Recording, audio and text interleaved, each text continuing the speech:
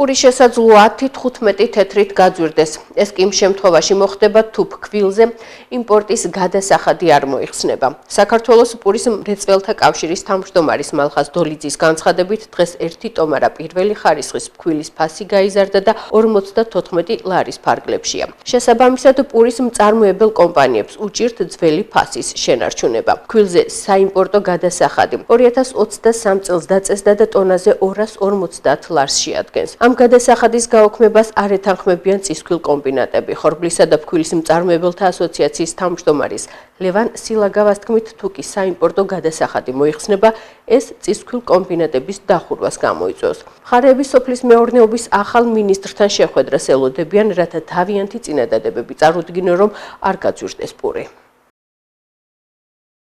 ჩვენ ახლა ვითხოვთ, რომ ეს დროებითი გადასახადი ფქვილზე შესაძლებელია, რომ შეჩერდეს და კონდეს ესე იგი პურის მწარმოებლის იმის საშუალება, რომ პურის ფასი შენარჩუნდეს. პურის ფასი არ გაიზრდება, თუ შენარჩუნდება, იმიტომ რომ იქნება საშუალება იმისა, რომ ჩვენ ხელმისაწვდომობა კონდეს იმ ფქვილზე, რითაც შესაძლებელია უკვე შევინარჩუნოთ ეს ფასი. საიმპორტო გადასახადის მოხსნა ნიშნავს, რომ წისქვილ კომბინატები უნდა გაჩერდეს და სეზონზე ხორბალი ვერ ჩაიბაროს წისქვილ კომბინატებმა, ანუ ორ დარგს ექნება პრობლემა.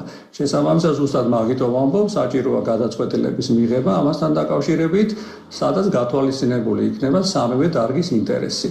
შესაბამისად, მე თავიდანვე აღნიშნე, რომ ეს გადასახადი არ შემოსულა რაღაც ძალიან მექანიკურად, ეს გადასახადი შემოვიდა სწორი კონკურენციის პირობების გასათანაბრებლად. წისქვილ კომბინატების გაჩერება და ხორბლის არ ჩაბარება გამოიწვევს ზუსტად იგივე პროცესებს, როგორც შარშანი იყო. შეიძლება რაღაც მოძებნა გარკვეული, თქვათ, შეხების წერტილების, რომ დარეგულირდეს ეს სიტუაცია.